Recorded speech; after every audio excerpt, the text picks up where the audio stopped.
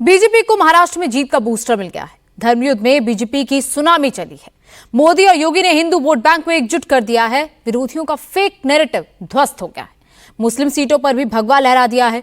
मोदी और योगी की जोड़ी अब फुल फॉर्म में आ चुकी है। यूपी में 27 और देश में 29 का चुनाव जीतने का फॉर्मूला बीजेपी को मिल गया है। वोट जिहाद को धर्मयुद्ध से योगी ने कैसे जीता, एक एक डिटेल इस रिपोर्ट में देखिए। महाराष्ट्र से यूपी तक भगवा का परचम कैसे फहराया, उत्तर से पश्चिम तक धर्मयुद्ध से हिंदू वोट कैसे एक हुआ, देश में वोट जिहाद का नैरेटिव कैसे तार तार हुआ।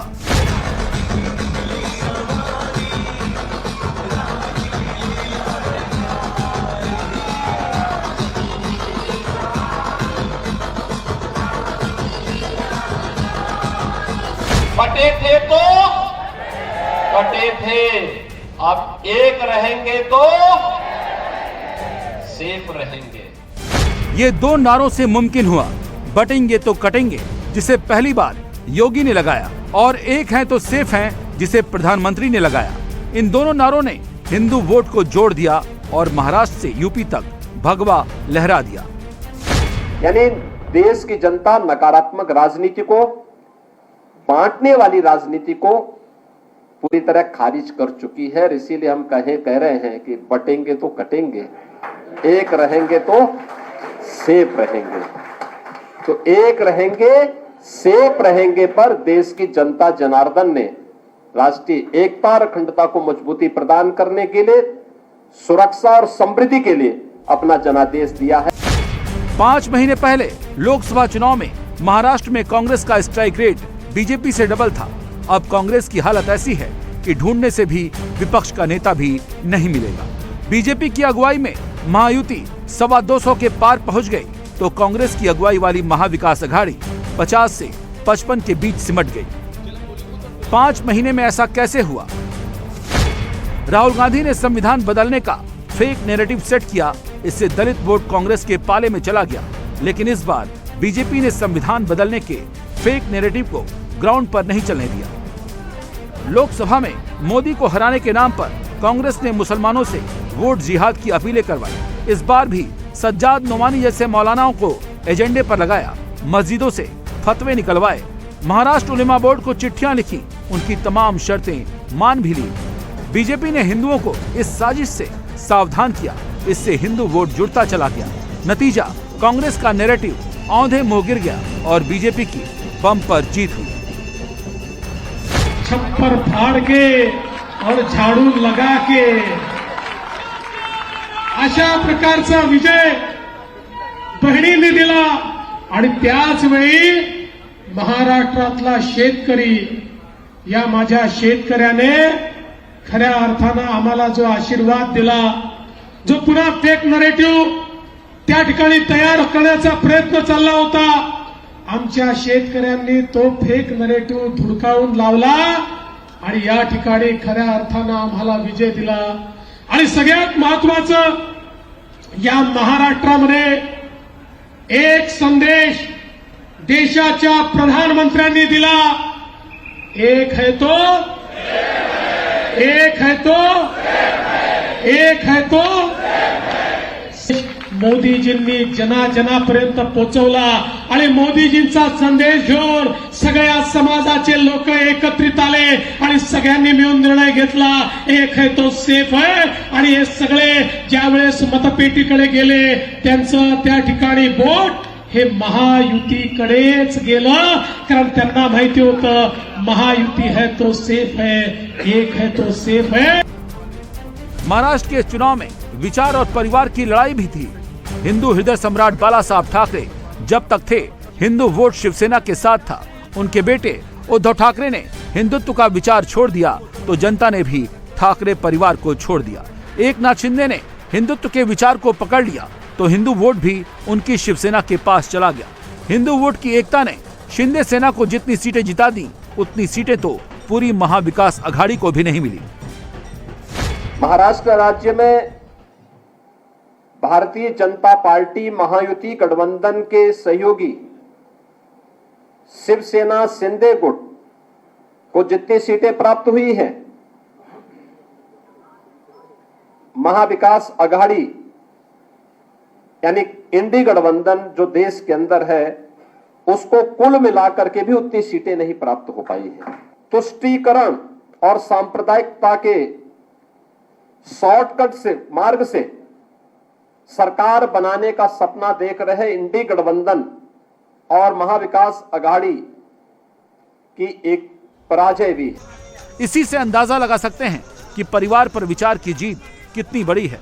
राजनीति में ऐसा पहली बार हुआ है जब बड़ी पार्टी से निकले किसी बागी को जनता ने इतनी बड़ी जीत से नवाजा।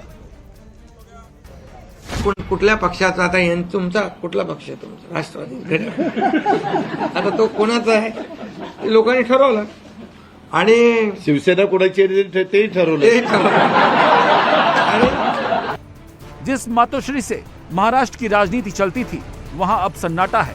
उद्धव ने हिंदुत्व का मार्ग छोड़ा, हिंदुत्व का विचार छोड़ा, तुष्टीकरण का मार्ग पकड़ा तो हिंदू वोटर भी उनका साथ छोड़ गया। तसं पाहिलं तर एक जणू काही लाटेपेक्षा सुनामीच आली असं वातावरण या निकालाने दिसतंय. आणि 1-1.5 वर्षापूर्वी भारतीय जनता पक्षाचे तुर्तास असलेले अध्यक्ष जे.पी. नड्डा जे बोलले होते की एकच पक्ष राहील म्हणजे यांना one party, one nation, one election आणि वन पार्टी या दिशेने आपली आगेकूच चालली की काय असं भीतीदायक चित्र आहे. बटेंगे तो कटेंगे और एक है तो सेफ है ने महाराष्ट्र में जीत का 52 साल पुराना रिकॉर्ड तोड़ दिया है। 1972 में कांग्रेस 270 सीट पर लड़ी थी और 222 सीटें जीती थी। तब उनका स्ट्राइक रेट 82% से ज्यादा था। तब कांग्रेस के सामने कोई मजबूत अपोजिशन नहीं था। इस बार बीजेपी 149 सीटों पर लड़ी और 130 सीटें जीत गई। उनका स्ट्राइक रेट 87% से ज्यादा रहा। इस बार बीजेपी गठबंधन के सामने महाविकास अघाड़ी जैसा मजबूत गठबंधन था जिसने 5 महीने पहले लोकसभा में उन्हें हराया था। महाराष्ट्र से यूपी तक बीजेपी के लिए यह जीत बहुत बड़ी है। यूपी में योगी आदित्यनाथ ने अखिलेश यादव को 7-2 से करारी शिकस्त दी। बीजेपी गठबंधन ने गाजियाबाद, फूलपुर, कुंदरकी, कटेहरी, मझवा, खैर और मीरापुर सीट पर जीत दर्ज की। अखिलेश यादव सिर्फ करहल और सीसामऊ तक सिमट गए हैं। योगी का हिंदुत्व वाला कार्ड बम पर चला है। इस चुनाव में उन्होंने ये भी साबित कर दिया है कि सुशासन और सुरक्षा के दम पर वो अमन पसंद मुसलमानों के वोट भी ले सकते हैं। इसका सबसे बड़ा सबूत 65% मुस्लिम वोटर वाली कुंदरकी सीट पर बीजेपी की बड़ी जीत है। यहां बीजेपी ने समाजवादी पार्टी को 1,38,000 से ज्यादा वोटों से हराया। 45% मुस्लिम वोट वाली मीरापुर सीट पर भी बीजेपी की सहयोगी पार्टी आरएलडी ने जीत दर्ज की है। यह जो कभी सपना हुआ करता था, आज ये हकीकत में हम सबको नजर आ रहा है और इसीलिए आज उत्तर प्रदेश की विजय जो 7 विधानसभा सीटों पर उपचुनाव में भारतीय जनता पार्टी गठबंधन को प्राप्त हुई है, ये उत्तर प्रदेश की ओर से प्रधानमंत्री मोदी जी के अभियान को, ये 7 कमल भी उस पूरे अभियान के प्रति समर्पित है। 9 विधानसभा सीटों पर उपचुनाव हुए हैं, उनमें कुंदरकी भारतीय जनता पार्टी इस सीट को ये 1.25 लाख से अधिक वोटों से जीत रही है और मुझे बताते हुए प्रसन्नता है कि समाजवादी पार्टी के प्रत्याशी की यहां जमानत जब्त होने वाली है। बाबा ने बटेंगे तो कटेंगे से ही हिंदू वोट को जोड़कर अखिलेश यादव के पीडीए को ध्वस्त कर दिया है। करहल में जो समाजवादी पार्टी का सबसे बड़ा गढ़ है, वहां भी हार जीत का मार्जिन बहुत कम हो गया है। 2022 में अखिलेश यादव ने करीब 67,000 वोटों से यहां जीत दर्ज की थी। इस बार मार्जिन सिर्फ 14,000 रह गया है। बाबा का हिंदू वोट अगर इसी तरह जुड़ता चला गया तो 2027 में करहल में भी योगी कमल खिला सकते हैं। करहल 2022 में समाजवादी पार्टी का प्रत्याशी वहां 67,500 से अधिक वोटों से विजयी हुए थे और इस बार ये अंतर मात्र 14,000 का रह गया है। जो केशव जी ने कहा है कि अगली बार वहां भी कमल खिलेगा, ये इस ओर हम सबको बहुत स्पष्ट कर देता है।